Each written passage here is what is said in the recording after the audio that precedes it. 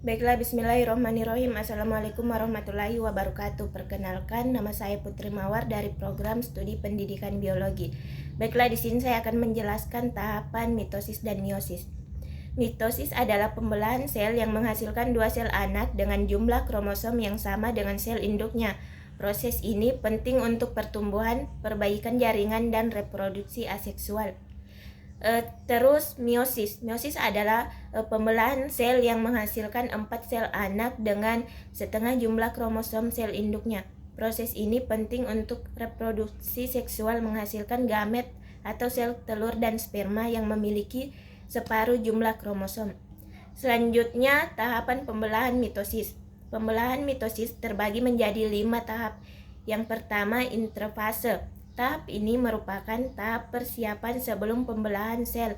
Pada tahap ini, sel melakukan replikasi DNA dan organel sel sehingga siap untuk membelah. Yang kedua, profase. Kromosom mulai memendek dan menebal serta terlihat jelas di bawah mikroskop. Membran inti sel mulai menghilang dan benang-benang spindle mulai terbentuk di kutub sel. Yang ketiga, metafase. Kromosom berjajar di bidang ekuator sel dengan sentromernya melekat pada benang-benang spindle. Yang keempat, anafase. Kromatid saudara dari setiap kromosom memisah dan bergerak menuju kutub sel yang berlawanan. Yang kelima, telofase. Kromosom mencapai kutub sel dan mulai terbentuk membran inti sel baru di sekitar setiap kelompok kromosom. Benang-benang spindle menghilang dan sitoplasma membelah menghasilkan dua sel anak yang identik. Selanjutnya, tahapan pembelahan meiosis. Pada meiosis 1, saya lanjutkan di profase 1, kromosom homolog berpasangan membentuk sinapsis dan terjadi pertukaran materi genetik atau pindah silang antara kromatid non-saudara. Membran inti sel menghilang dan benang-benang spindle mulai terbentuk. Yang kedua, metafase. Pasangan kromosom homolog berjajar di bidang ekuator sel dengan sentromernya melekat pada benang-benang spindle. Yang ketiga, anafase. Kromosom homolog memisah dan bergerak menuju kutub sel yang berlawanan. Yang keempat, telofase. Kromosom mencapai kutub sel dan mulai terbentuk membran inti sel baru di sekitar setiap kelompok kromosom.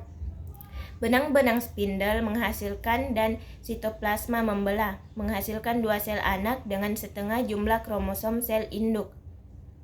Selanjutnya, meiosis 2. Meiosis 2 ini mirip dengan mitosis, tetapi terjadi pada dua sel anak. Pada profase 2, kromosom memendek dan menebal dan membran inti sel menghilang. Benang-benang spindle mulai terbentuk di kutub sel. Yang kedua, metafase.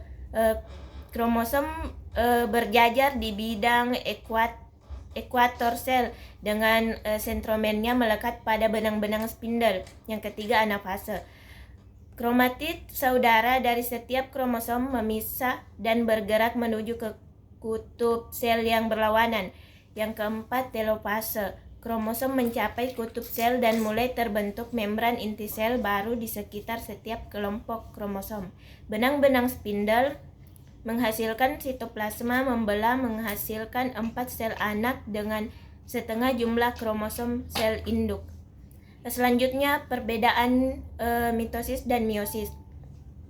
Perbedaan mitosis dan meiosis terletak pada jumlah sel anak yang dihasilkan jumlah kromosom. Baiklah, itulah penjelasan dari saya. Sekian dan terima kasih.